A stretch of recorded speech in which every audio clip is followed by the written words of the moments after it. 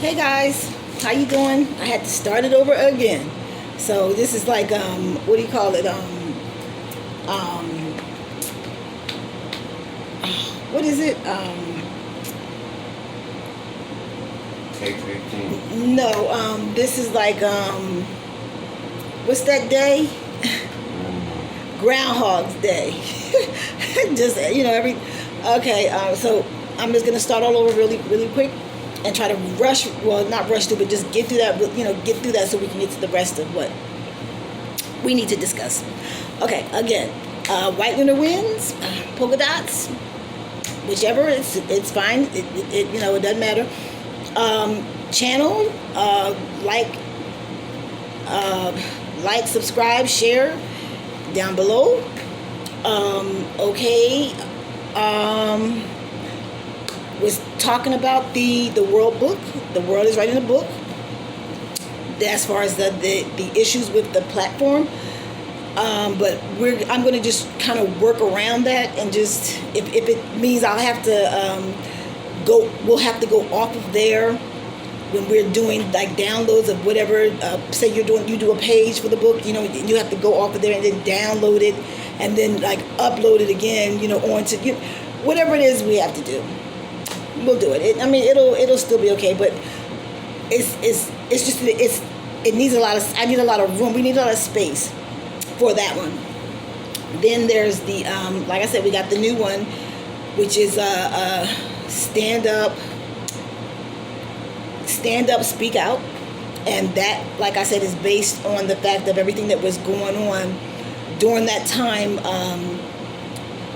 with George Floyd. Isn't that him, George Floyd?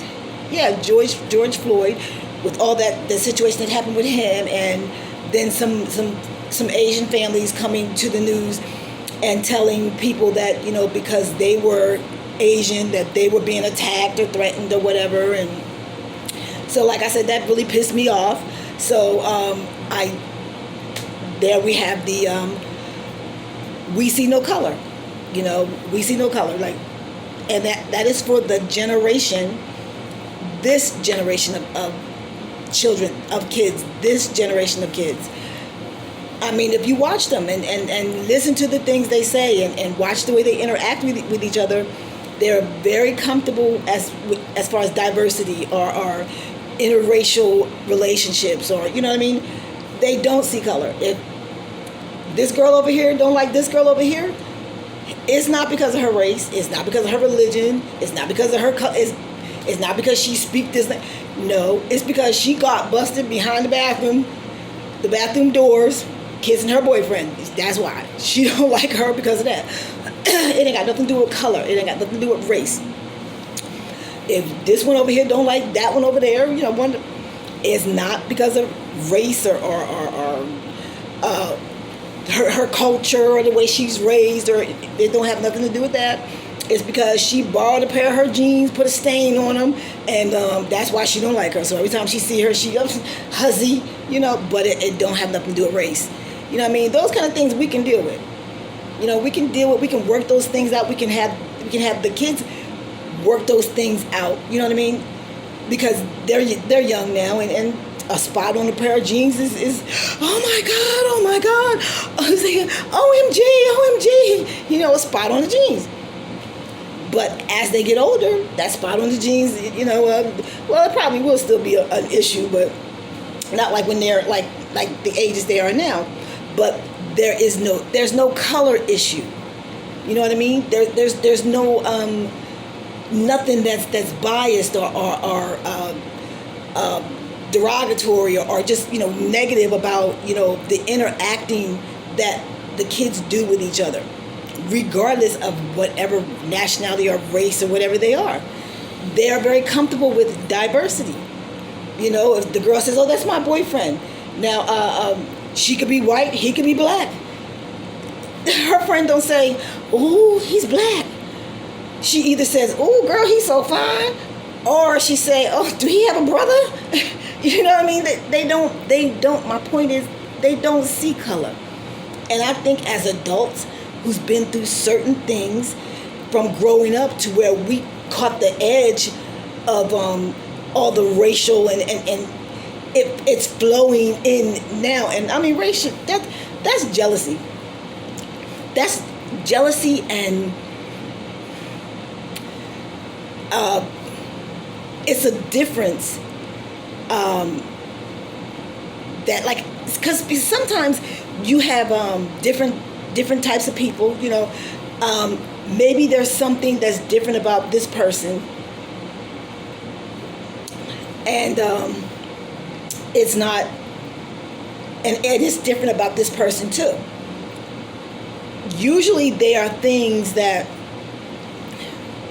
can be discussed and easily fixed to where there's a medium that's found. You know, there's a medium that's found, and as young people, they find that medium. And I believe for these times that we're in now, if they can't find that medium, I think that what they do is they go their own ways. You know, they go their own ways. They stay that distance of, you know, from each other because they can't find that medium. You know, it's not about violence and things like that. I mean, I see it like most young people, you know, school kids and middle school kids and high school kids and kids in college, most of them, they will walk away than to get into an altercation and then have somebody standing there looking at them like, well, what is this all about? And she looks at her and she looks at her and says something about, well, in fifth grade, in fifth grade, she put a spot on my jeans. You know what I mean? I think they walk away rather than to them that's silly. And it should be. And I'm glad that they see it that way, you know, but the type of differences that brings out certain things in some people, because I mean, when you think about it's a racial thing and all that, that's to me, when it's a racial thing, it's something. It's an envy thing. You know what I mean? It's like right there on. It's a jealousy thing. You know, because there's a difference, and you can see that difference. But and I don't know, I don't want to say this wrong. If a person's not insecure within themselves, you know what I mean? If a person's not comfortable with who and what they are, or, you know, how, or, and then they come across someone who is different, but is very comfortable in their skin, you know, with who they are. You know, they come, you know, how my nephew said, you know how we do. You know, we comfortable in our skin. If you're insecure about something about yourself and you come across someone who's secure about who they are, but you know that there are people standing behind you who would have something to say, well, about this person. Well, why are they so comfortable in their skin? They're this and that. What that is not that they're not lashing out at this person actually, you know, per se. They're lashing out because the things they're saying or trying to say or thinking about this person is really the situation that it is about them. And they can't face that. They can't deal with that mentally, or, you know, to work the situation out for themselves. And most of the time when you have someone who, say they're real far on that side, and I'm going to say it, I mean, I don't mean it, you know, in a derogatory way, or, you know, but, you know, like rednecks, you know, you can't tell them anything. They comfortable with being rednecks. But see, I say they say that. I don't think they really believe that. Because if they were, they wouldn't feel the need to try and lash out and attack at someone else because they're different. You know, that's how you know they're not comfortable. You know, what is that they say? You know you're a redneck when you know what I mean? And then if they were so comfortable with who they were, they wouldn't see a person as different and automatically they're this, they're that, and automatically they're calling this person names. Don't know the person. Person could be the cable person coming to fix their cable. They won't find that out until they finish calling them names, and then that means another 2 weeks go by before they get their cable. Because if it was me, I'd get back in my truck. They're not comfortable with them. It's not that they're not comfortable with as far as this person. I think that something boils inside of them if they see a person who's different than what they are, but comfortable and secure and confident, head up, shoulders back, and, got that swag going on. To them, like, how dare they? How dare that person walk with confidence and be happy? They live down the street from me. They ain't supposed to be happy. Oh, I know. Let's make sure they not. That's really a reflection on themselves. But the kids, if they don't have that kind of situation when they go home, they don't see color. It's not about color. They don't see it. They don't see it. They don't care. If they mad at you, it is not because you're green. It's not because you're blue. They don't care what color you are. It's because you put a spot on her jeans. That's it. No more, no less. So I have the templates for the t-shirts and for the hats. The cap. What did I call them? Caplets. What did I call them? Cat hat. What did I call them? Hat caps or cat hats? Yeah, cat hats. I think I call them. The templates for the it's going to be we don't see color. Or we don't see color, and there's no such thing as color. Like, and we talking about people, not color like clothes or the sky or I think that this is really important, and you ask me, the generation now, they're showing adults. You know what I mean? They're showing adults. They're telling their parents, "How did you, Mama? You racist? How did you get racist? We're in the same house, and you're racist." They're not ashamed to say it. They're not ashamed to tell their parent, you might be just a little racist, Mama.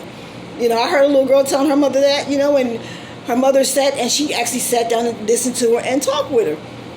And I thought that was good, because maybe that was the type of issue that her mom had when she went home. Maybe someone was pushing that type of thing, in her house.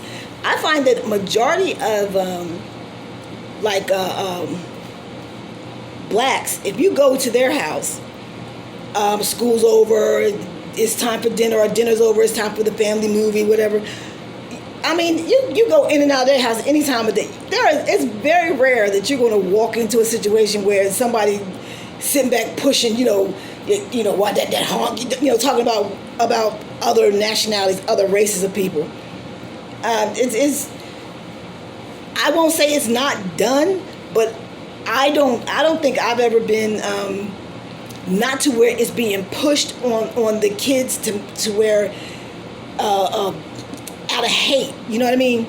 Like, they'll sit and we'll sit back and we'll watch George Jefferson, and I mean, the first thing come out of his mouth, he honky, but it's the Jeffersons. And he wasn't pushing, well, he did kind of push his son, didn't he? As far as, he called her a zebra.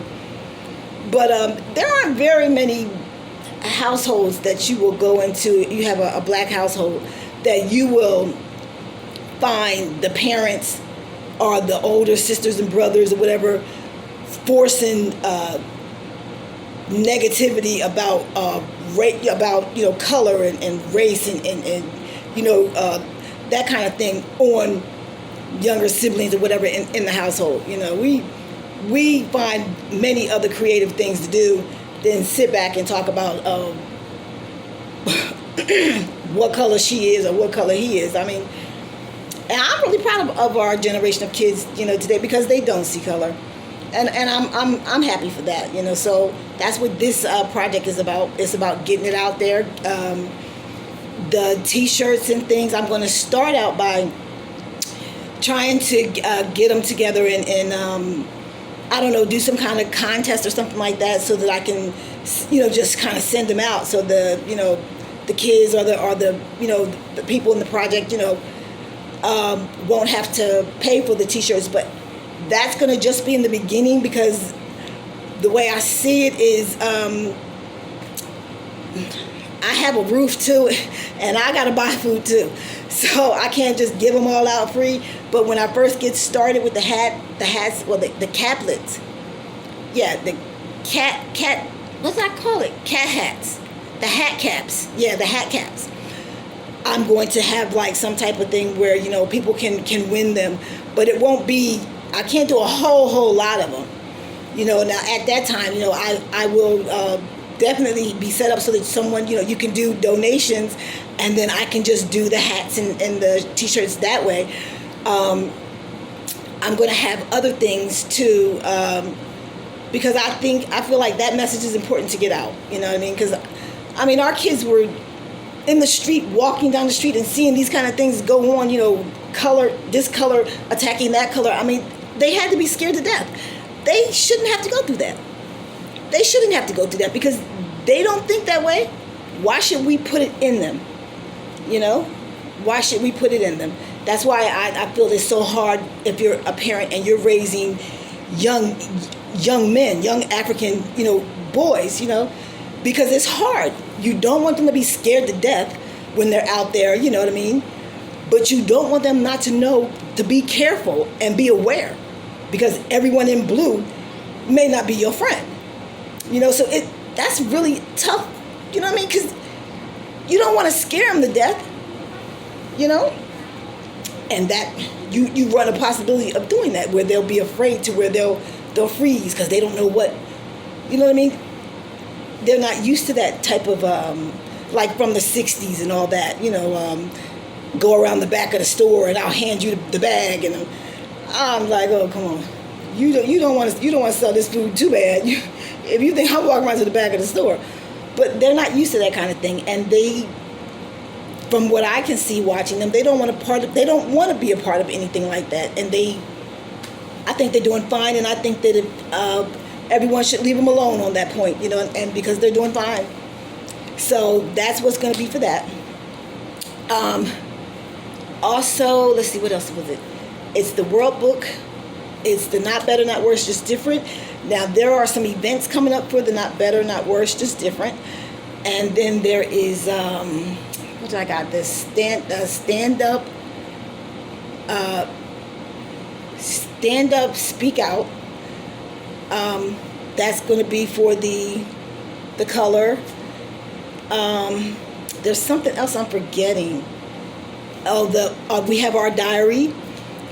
We can just start doing that again. You know, everyone, you know, putting down different things. Oh, I know what it was.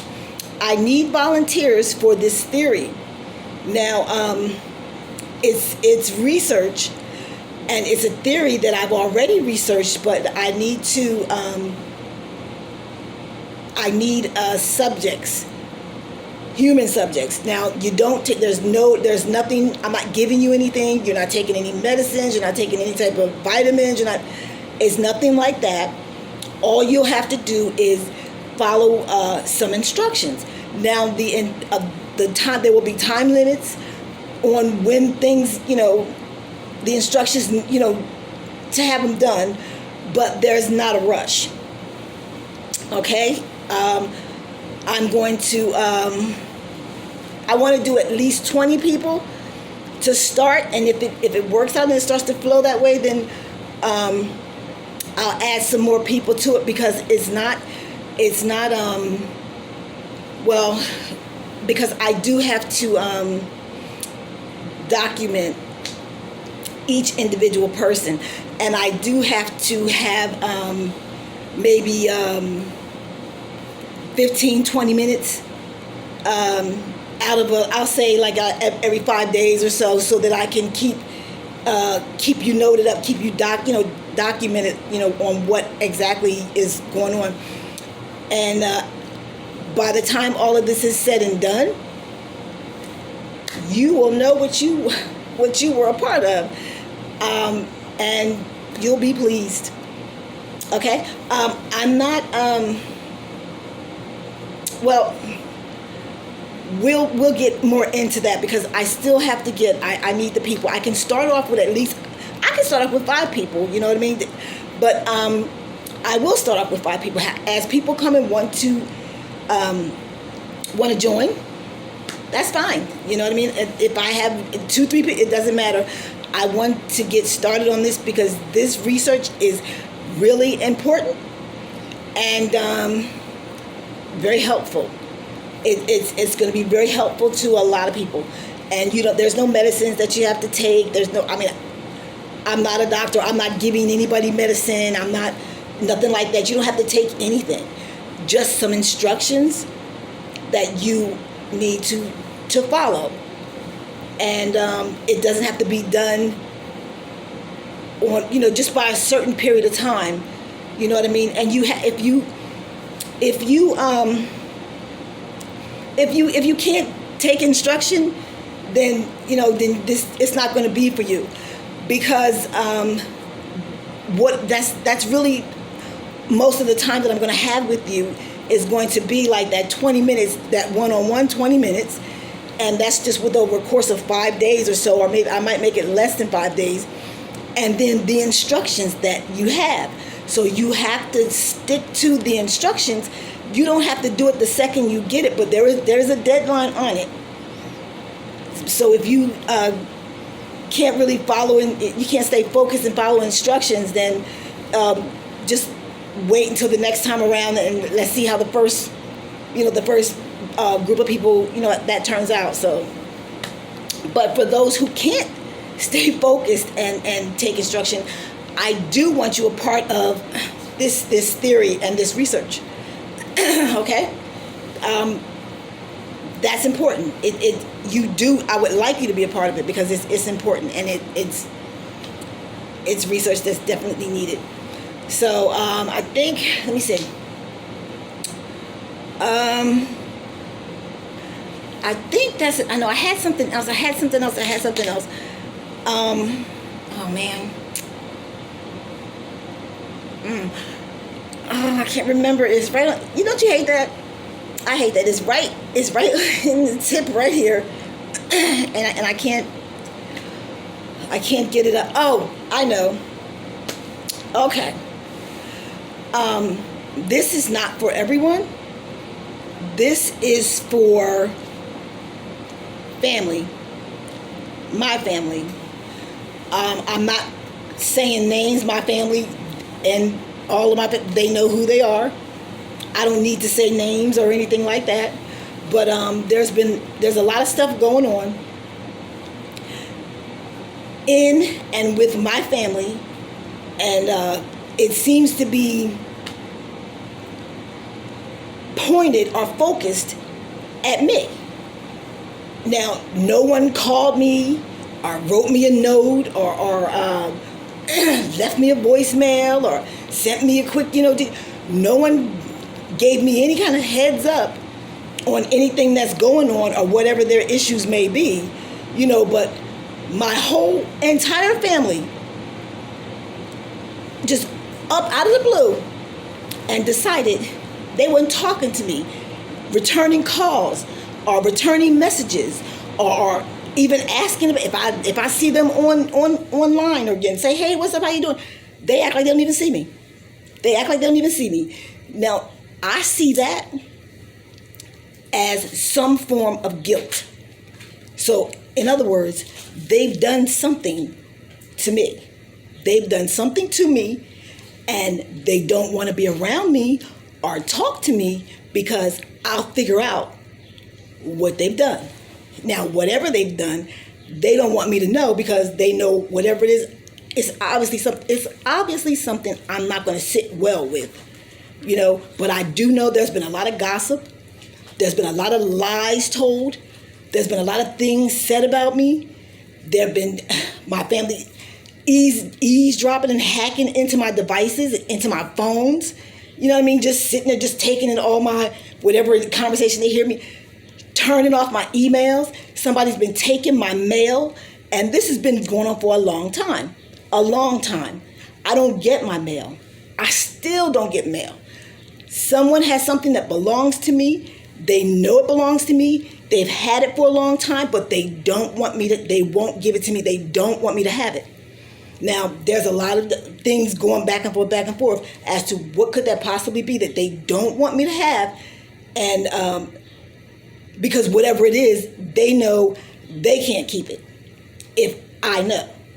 So I've got nieces, nephews, cousins, nobody is coming to call, hit me up. Hey, cousin, this and that and this and this. Let me know what the hell is going on, because I don't know. I can sit back and I can assume, or I could guess, or I could say, well, because of this or because of that or whatever. But you're supposed to be my family. We grew up in the same house, under the same roof. You know what I mean? And for all the cousins, we were around each other. We held hide and seek, whatever the hell you want to call it. And not one person can pick up the phone and say, hey, I know they doing this to you, D, but, I don't think it's right. So I'm going to tell you, look, it's like not one person. Not one.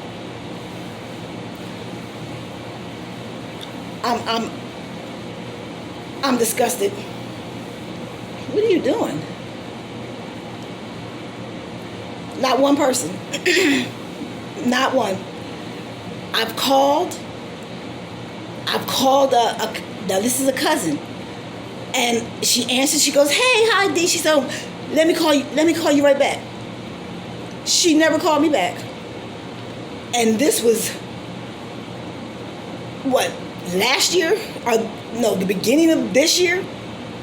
She never called me back. She never had intentions of calling me back. I called her because I thought, well, maybe she got busy and she didn't, It went straight to voicemail. I've had people doing all kind of things like attacking me. I'm a spiritual person, so people are attacking me spiritually, throwing all kind of evil eye, all kind of stuff, at me. And for what reason, I don't know. I'm not into that throwing. I'm not going to throw anything at anybody, especially if it's negative. I'm not going to do that. My thing is, I came in a certain way. If I have to go out, I'm gonna go out the same way I came in. I'm not going. How he say, you nigga, is he here now? No, it's there. I mean, it can come out and say hi if anybody wanted to, but I mean, no.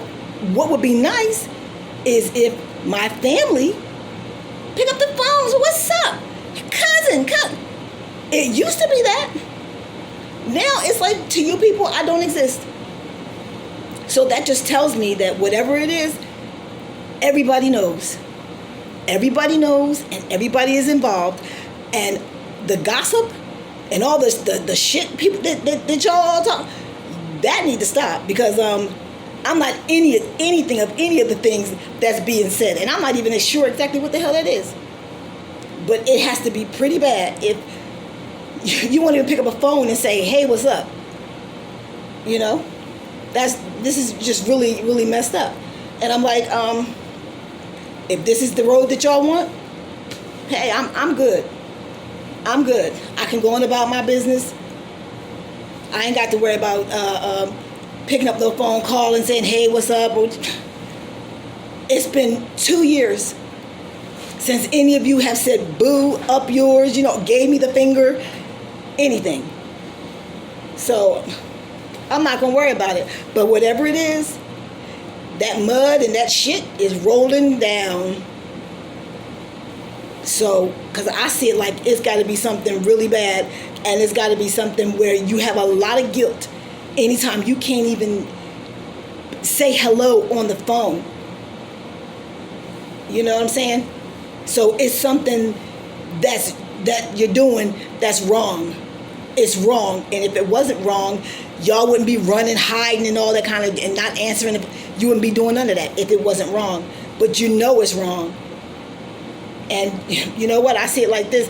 Whatever it is, and don't let me not forget.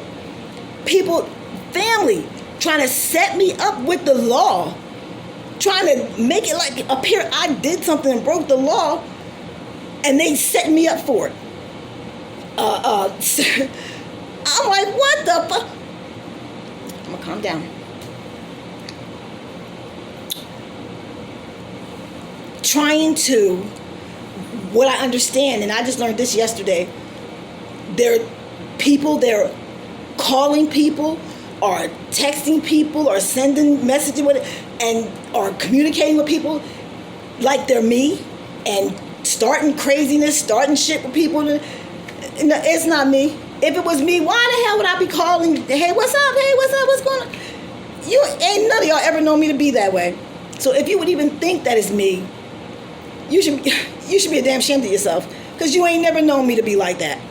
But somebody, they don't, whatever family member, or I don't know, I've got some ideas, and I know that a lot of people, if they're not family, they're family, but a lot of people aren't family. They're friends of family, and they know me too. So what kind of friend are you?